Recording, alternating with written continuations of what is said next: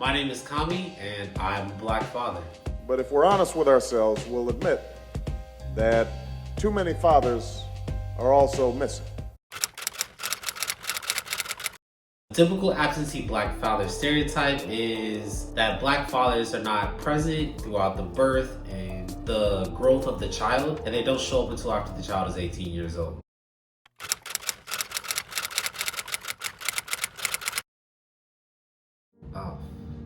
A lot. It is insane just how many fathers fall into the absentee father stereotype, or how many fathers fall into the locked up and incarcerated stereotype, or how many fathers fall into the gang violence and drug scenario. And it's like a self-fulfilling prophecy. Like, they portrayed this for so long in America that eventually, everybody hit it. I'm super fortunate to have had my father in my life, and I know a couple of friends who also had it, but I know so many. For every one person I know that had their father in their life, there is at least 2 or 3 people who did not. And it's like, oh, their father was trying to do the right thing, or then they just got caught up, or their father was working at some job and then got let go unexpectedly, and then the only other way he could find money was to, sell drugs, or they had a bright future and then just school didn't cut it, and so they ended up in drugs, or they were doing something minor and got arrested. It's super prominent, it's super prevalent all across America.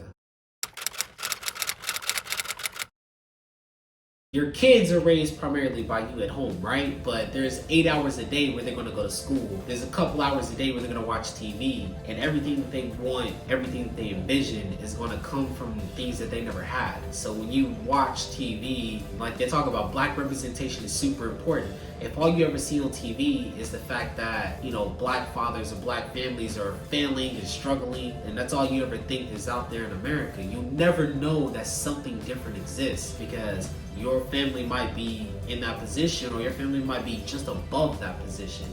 And you're like, man, it's so easy. If my father couldn't work, then this whole situation falls apart. Or if my mother couldn't work, then this nice life that I live could fall apart. I think this stereotype exists primarily because of movies and just TV media in general. There was an attack on the black family, I think, and a lot of that contributed, especially through like the early 80s into the late 90s, on just fathers not being present and the separation and degradation of the black family. You're coming right out of the period of segregation, right? Right after the end of slavery, and now you have black people being integrated. That just wasn't something that the founding fathers of America saw, right? Like, you have black people not being considered full and equal humans. So you have the 3/5 of a person law. You have black people going right into segregation after being freed from slavery. And now you have black people can't eat at the same restaurants. Black people can't partake in the same events. Black people can't, partake in anything that has to do with the established white America. So you get things like redlining. If you don't know what that is, please go look it up. It was an attack on the black family to keep them, suppressed. And I think a lot of that has to do with an analogy that if your father's father, like your grandfather, had kept someone locked in their basement for their entire lifetime, and then he died, and then his son, your father, kept that person locked in their basement for their entire lifetime, and then eventually you grow up, your father passes away, and now you decide in your late 30s to let this person out of your basement and to offer this person a place in your home. But not because you decided to, but because the woman you met, the woman you fell in love with, decided that, hey, maybe, just maybe, this was wrong. You would feel some type of way. Like, maybe that person might harbor some resentment for being locked in the basement by your father, by his father, for generations. And now all of a sudden he's free. And you would be worried about the types of things that he would do. Like, maybe he would hurt you, or maybe he would attack you, or maybe he just doesn't feel equal, even though that you have given him this place in your home and you have allowed him to be free in this environment. And I think that that's what happened in America. You had a system built upon slavery. You abolished slavery, but then you kept segregation because you didn't consider these people equal. And so now that you had at least 10, 15 years, 20 years plus of, black people not being considered equal, and you had a plethora of years of white people or the founding fathers being considered, you know, the elite of society, why would you want them to be equals? You can imagine the type of harm that would come to your investments, the type of harm that would come to your establishments, the type of harm that would come to everything you have built, because all of it was built on the backs of these people.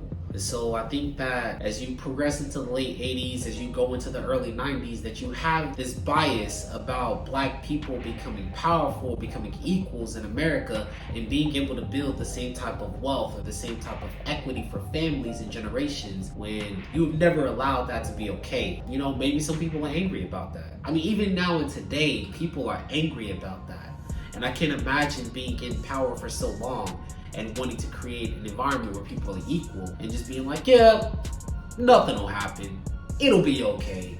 Like, nah, like people will be pissed and people will be very upset. And so I think that is played into a lot of the movies. I think it's played into a lot of the TV shows. And so if you look at a lot of those TV shows from the early 80s and the early 90s, it's never the same stereotype that you'll get where, you know, the white man goes home and he's happy to be with his family and he's able to take care of his family and he can work and the wife doesn't have to work and he's a super successful businessman on Wall Street. But the black guy is, in the movies, is often the janitor at some school getting ready to get fired, or, you know, a drug dealer, or working for a company who's about to lay him off. And I think that portrayed the black family and the black father figure specifically as somebody who is absent, can't provide for his family, and has never made anything of himself.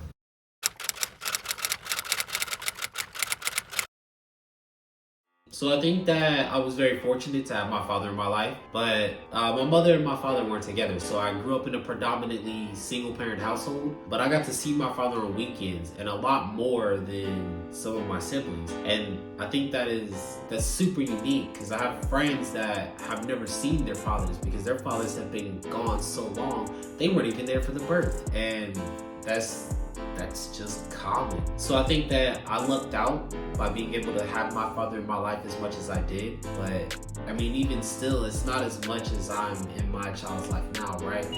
There's no milk. No, trust me, seriously, there's no milk. Why do you...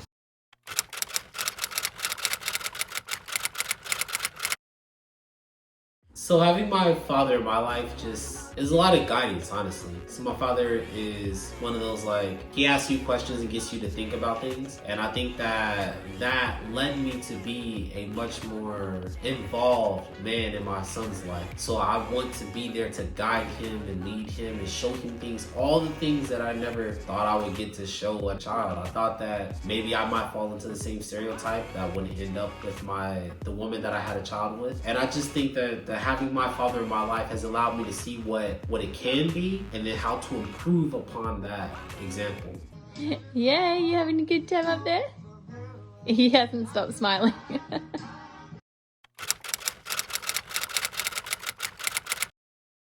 Currently, I'd say it's trending in the right direction. I don't know if you get quite as many, you know, fathers who are there in dual parent households, but if anything, like on Netflix and HBO, all the streaming services, right? Like, you're starting to see movies where you might have a single parent, but it's the father who is predominantly there raising his children. We haven't progressed so far that we've gotten, you know, the dual parent household where it's both black parents, but you're starting to get TV shows like that. You're starting to get movies that are featuring black fathers a lot more than I ever witnessed when I was growing up. And I think that is phenomenal. And I think that the more it tends to trend in the right direction, the better off we'll be. Because you'll have kids that'll look at movies that are not just, you know, slice of life. It's not just a representation of what it's like to live in America, but you'll get fantasy movies, you'll get action movies, you get all these variety of movies, romance, rom-coms, all that cool stuff that features not just a single mother, but,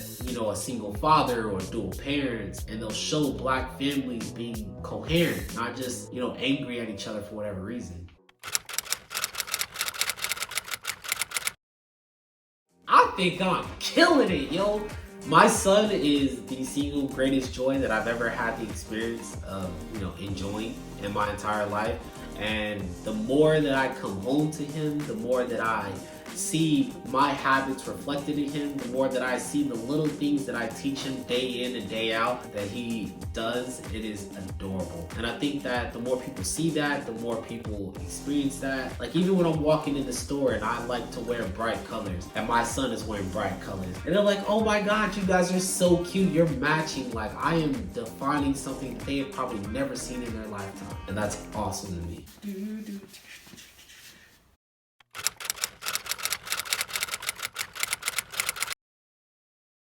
I think I'll just be taking everything he taught me and making it better, right? I think that all parents want to do better for their children than they had for themselves. And I think I had a pretty phenomenal father, but I'm gonna show my kid things that I don't think I ever could have experienced when I was a child, like new languages, because I speak a lot of languages, new cultures, because my parents did phenomenal, but they weren't able to travel as much as I thought. And so I'll be able to give him new experiences, new languages, information, because it's so readily available. I'll be able to teach him everything that I wish I would have known when I was 16 when he's 7.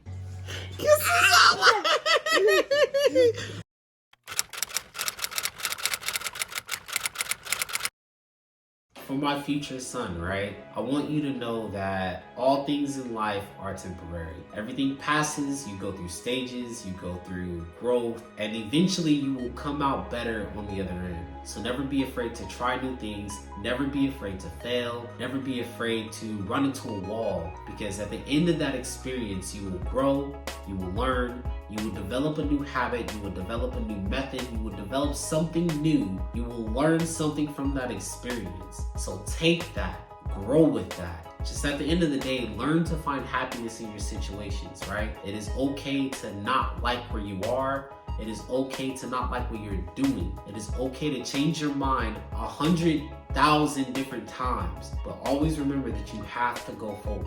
And always remember that Daddy will always love you. So I love you, kid.